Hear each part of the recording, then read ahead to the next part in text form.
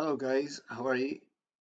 My name is Shane Carey, for those who don't know me, and I'm going to give a brief presentation on how you can tell your data story through our Markdown.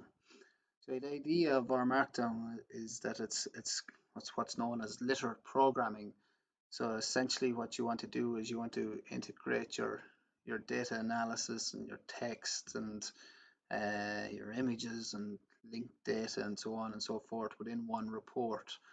Uh, and that can all be done through our Markdown. So in the past, let's say for example, you had an R script and you used that R script to produce an image. That image would have to have been taken out of your R script and brought into a Word document in order to produce your report. The idea is that all of your text data and images and so on are within one R Markdown file. And that's what I'm going to describe here through this presentation, is how you can actually do that. So what we will go through, I'm just going to give you a brief demo of what we'll go through. This is something I've already created uh, as an R Markdown document, just to show you of what can be done. So you've got some text here, you've got some images here of a site, where the data came from. So from the EPA HydroNet site, you're checking the data that you're going to work with, producing some summary statistics of that data, formatting the dates in order to create plots, doing some more preparation to the data, uh, explaining some of the data, and then showing how you can integrate latex math symbology within your report through our Markdown. Um, then producing a hydrograph, taking it one step further and producing an interactive hydrograph where you can essentially zoom in on certain aspects of the chart, download the data, and so on. I'll talk through that more later on in the presentation. How you can create a location map of your area of interest and of your borehole. And the code here shows how this map here was actually created. Um, then we're going to just talk about some geological data and how you can show a borehole log of the actual data. Now this is some made up data that I just produced as part of this demo. So this is just demo data, but it gives you an idea of what can actually be done through our Markdown. So as you can see, all of this data, this entire application is all within one R Markdown file. You're not jumping between Excel and QGIS or ArcGIS to create your maps, or Excel to create your tables, or whatever the case may be to produce your images. So the whole idea is reproducibility. So from a scientific point of view, so you can create these data sets or these reports, and they're very easily shared with other people, and people know exactly how you got from start to finish, to see the code of how you produced your graphs and how you analyze your data to get to your conclusion. So it's a real flow from start to finish, and it includes your introduction and I suppose your thinking as you're going along within the report. So it's quite powerful and quite versatile what you can do with our Markdown, and this is all displayed through a HTML document. But with our Markdown, it's so powerful. You can produce PDF reports, you can produce Word documents, and so on. So I'll talk a little bit more about that as I go along. So how the presentation is going to be laid out, we're going to talk about the syntax of our Markdown, uh, how that syntax then gets rendered within your HTML output or your PDF output or Word document. And we'll also jump into the RStudio code to just show you how the actual code works behind the scenes, just to give you an idea of how it operates. But it'll be all relatively straightforward and simple, I hope. Okie dokie. So just the contents of the presentation.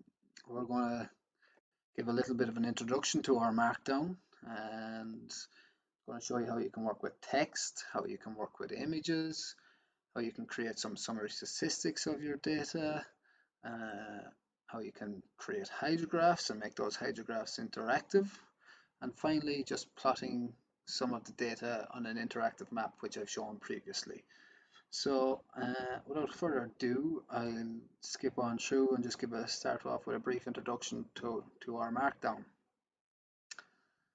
So as I was saying earlier on, the idea is literal programming. So you're including your text within your you're including your text and your R code within the one file essentially, and this file then is able to produce either a HTML document, a PDF document, a Word document, EPUB file even, or even PowerPoint slides. It's really powerful and really versatile, so it's well worth investing some time and learning it.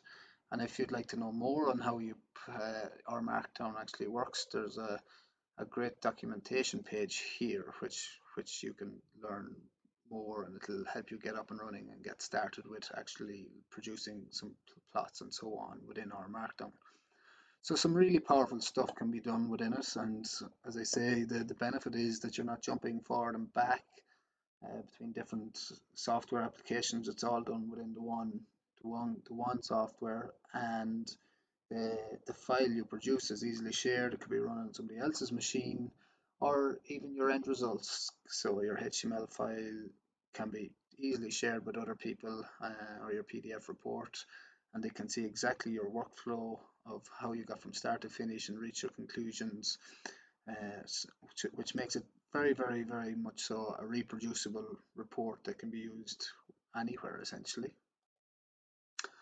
So what does an R Markdown file actually look like? So at the very top of your R Markdown file, you've got some metadata, and this metadata is essentially giving the back end some information of the type of document that you want to produce, so the output that you want to produce. So here you can vaguely see that it says a HTML document is what our output we want it to look like, and but that could be a PDF report, it could be a Word document or a PowerPoint presentation, whatever the case may be. So it's really powerful in that sense. It also, you can include the text as I was saying, and obviously your R code to produce your plots and your do your data analysis. So it's extremely powerful. Okay, so working with text and images within our Markdown, we'll just firstly jump over to text. So here you can see you've got some headings and some unordered lists and some sub items a part of those unordered lists. So all of this highlighted here is actually our Markdown syntax. So this is the syntax for creating a heading at the top level, and then this subheading, and then you have the asterisk sign for creating an unordered list, another unordered list here as item 2, and then you have the plus symbol to create sub items of your unordered list.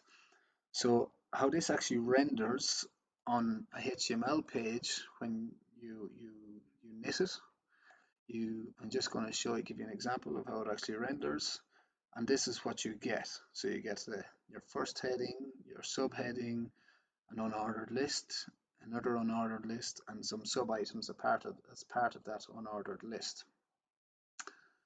And let's just say, for example, you decided you want to have another subheading. I'm going to just jump into our studio code just to show you how this actually works within our studio. So I'm going to just, for argument's sake, create another subheading like so. I'll just change this to capital H. I'm going to knit that and close that. Come back here to our HTML page. I'll refresh the page and we should see another heading here. And indeed we do. So you can see how simple it is to produce these formulated documents, or it's really powerful in what can be achieved through our Markdown. Of course, our Markdown was originally designed for HTML documents anyway, and it's essentially a stripped down version of HTML. Okie dokie, so just going to move over onto images next. And so to create some images, let's say within your report, these can be, or well, yeah, to create some images, so you can include HTML tags within Markdown.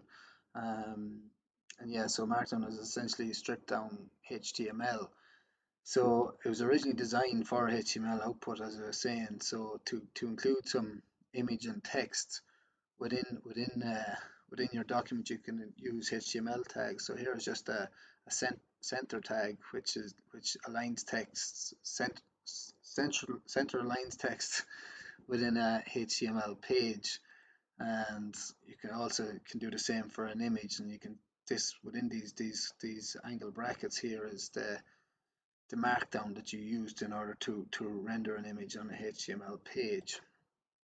So what that those tags look like within a HTML page are this is exactly what's shown here on this screen. So you can see here you've got the distance view of the site, which is centrally aligned. The text is center aligned, and same with the image. So it's all centered within the page. So to show how that actually looks within our previous document that I created earlier on through our Markdown, you can see here that you've got a distance view of the site, and the image is actually centered on the page, and so forth with this image here. It's just a close-up view of the site, but you can see that text and image is center aligned, and that's the most important part that I'm trying to get across. So so we've gone through some text and images, so that shows how you can bring in text and images within a report within our Markdown.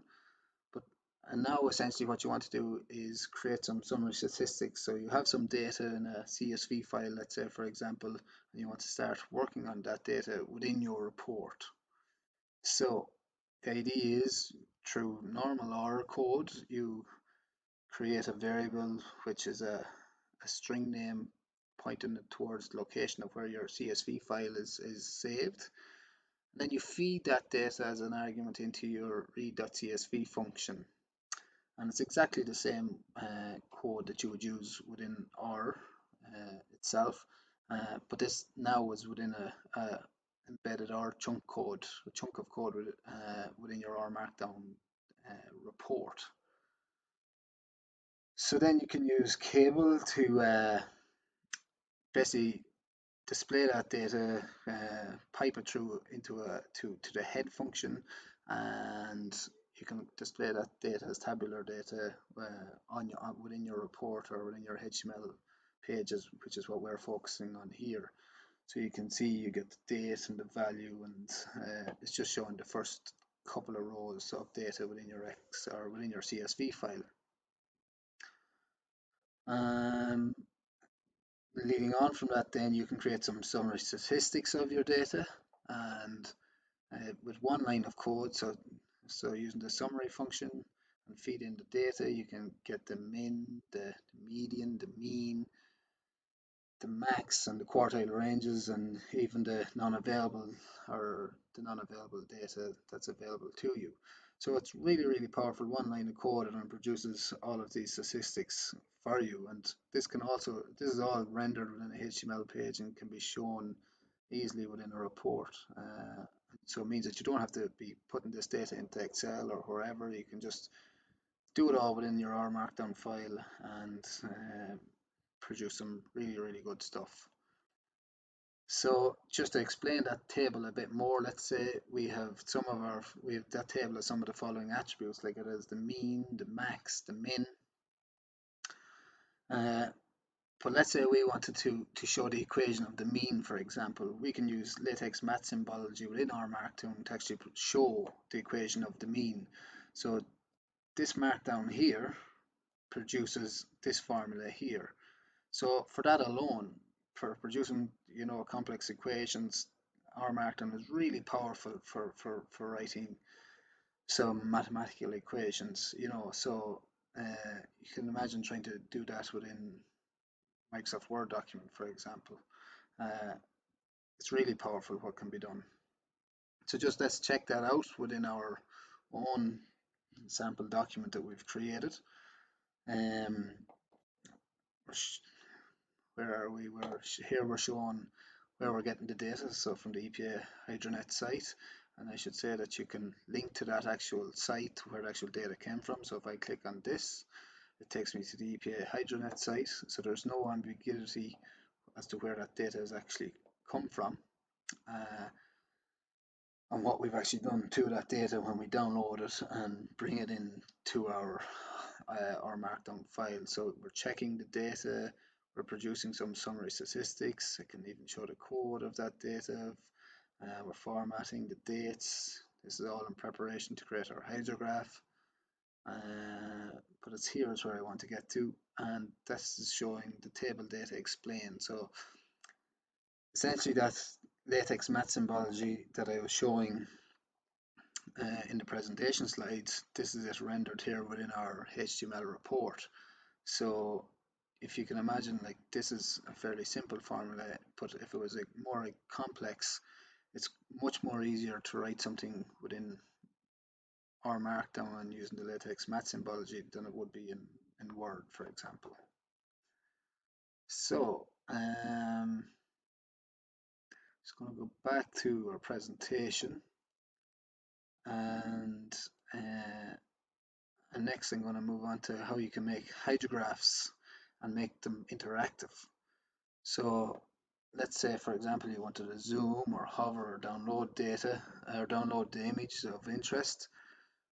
You have this graph, which is easy enough to produce as an R script, but you want to take it one step further and allow the end user to actually interact with the data. So you can basically, using a library called Plotly, make this data interactive. You can zoom right into an area of interest, and you can hover over it again as normal, compare the hovers, the different values on hover, zoom out to full extent, and download the actual graph of interest. So let's say you're only interested in a small portion of that graph there, for example, you can click download again, and it'll only download this area of interest for you. So really powerful stuff, and I would say quite quick to produce, and as I say, you're not jumping forward and back between different applications, you're doing it all within an R Markdown document. So really powerful. So then let's say, for example, we want to show where our hydrograph is actually located. So we want to produce a map. So we just want to produce a simple map of where the hydrograph is located, or where our borehole is located. Here we're showing a simple map with a pin on it, and the code to produce that map is here. So you could add more markers to it if you needed to. If I click on that, you get it pops up with borehole, and this is the pop-up text string here. So you can add whatever you would like to that. You could even add an image to it if you wanted to add more markers and so on. There's no ambiguity because people can see here where actually how the code was produced in order to produce this map. And as I say, you're not jumping forward and back between ArcGIS or QGIS to create this map. It's all done within our Markdown. So really powerful.